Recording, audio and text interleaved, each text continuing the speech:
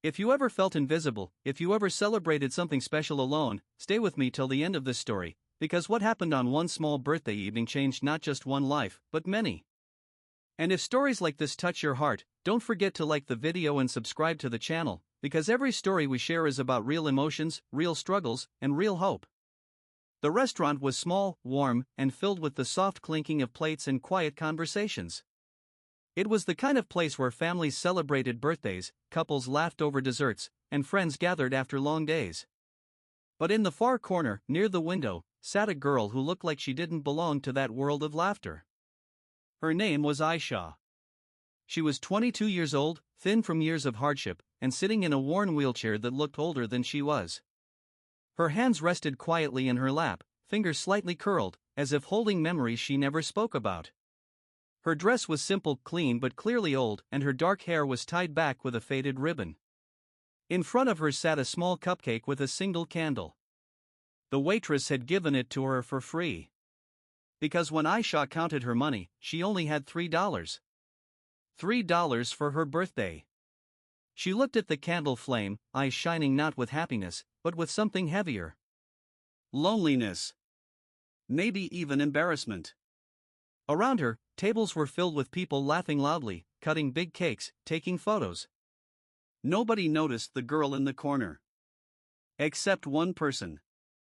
At the next table sat a man in his early 30s, wearing simple jeans and a clean but cheap shirt. His name was Samir. He was a single father, working 2 jobs to raise his 6-year-old son, Ali, who sat beside him drawing dinosaurs on a paper napkin. Samir wasn't rich. Not even close. Every month was a battle of bills, school fees, and groceries. But he had something many rich people didn't, a heart that noticed pain. Ali tugged his sleeve. Abu, why is that auntie alone? Samir glanced toward Aisha. He saw the cupcake. The single candle. The way she kept looking down so no one would see her tears forming. He swallowed. Maybe she's waiting for someone, Samir said softly. Ali shook his head. I don't think so. Samir watched as Aisha took out 3 crumpled dollar notes and carefully placed them on the table like they were something sacred. Like they were everything she had. Then he noticed something else. She whispered something before blowing the candle.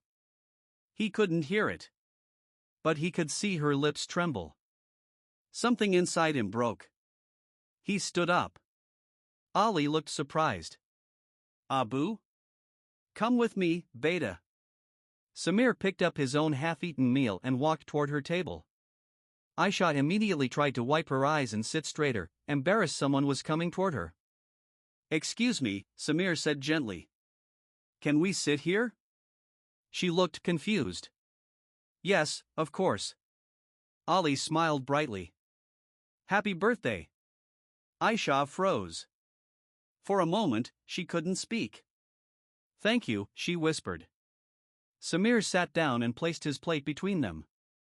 Birthdays shouldn't be celebrated alone, he said quietly.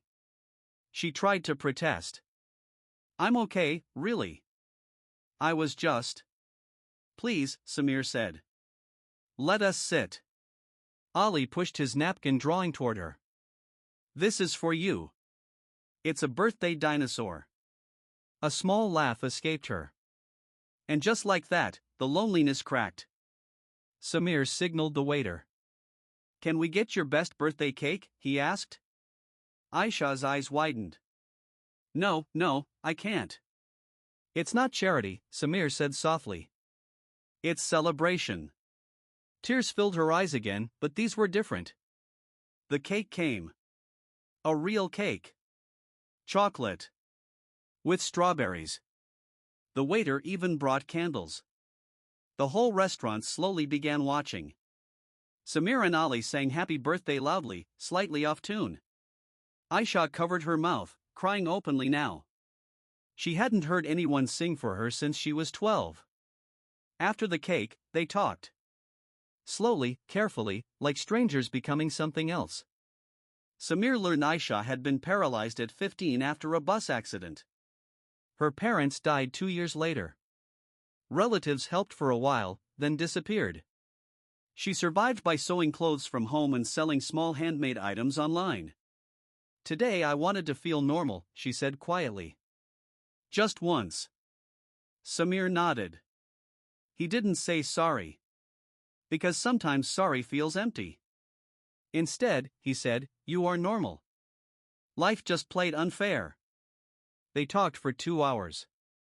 Then Samir insisted on paying her bill, and hers was only the cupcake and tea. As they prepared to leave, Aisha said something that would stay with him forever. Today, you didn't just buy me cake. You gave me dignity. That night, Samir couldn't sleep. He kept thinking about her $3. About how close people live to the edge of survival. The next day, he visited her home. A tiny rented room. Wheelchair barely fit inside. But her sewing work? Incredible. Samir had an idea. He helped her create an online store. Ali became her biggest supporter, modeling handmade scarves and posting photos. Weeks turned into months. Orders started coming. Then more. Then hundreds. Her designs went viral. A local boutique contacted her. Then a fashion blogger featured her story. Within a year, Aisha was running a small business employing 2 other disabled women. But she never forgot that birthday. On the first anniversary, she invited Samir and Ali to the same restaurant. This time, she booked the entire place. When Samir arrived, confused, she smiled. You gave me 1 table, she said. Today I give you a room full of people who believe in me. She handed him an envelope. Inside was a partnership offer. She wanted Samir to help run the business operations with salary, profit share, everything. Samir tried to refuse. She said, you didn't help me because I was useful. You helped me because I was human. Now let me help you because you are family. Ali hugged her. And Samir finally said yes. Years later, their company employed over 200 people, most of them disabled or single parents. Every year, on her birthday, Aisha kept $3 in a frame on her office wall. A reminder of where she came from, and of the single dad who refused to let her feel invisible. So if you are watching this, remember something. You don't have to be rich to change someone's life. Sometimes, all it takes is walking to the next table.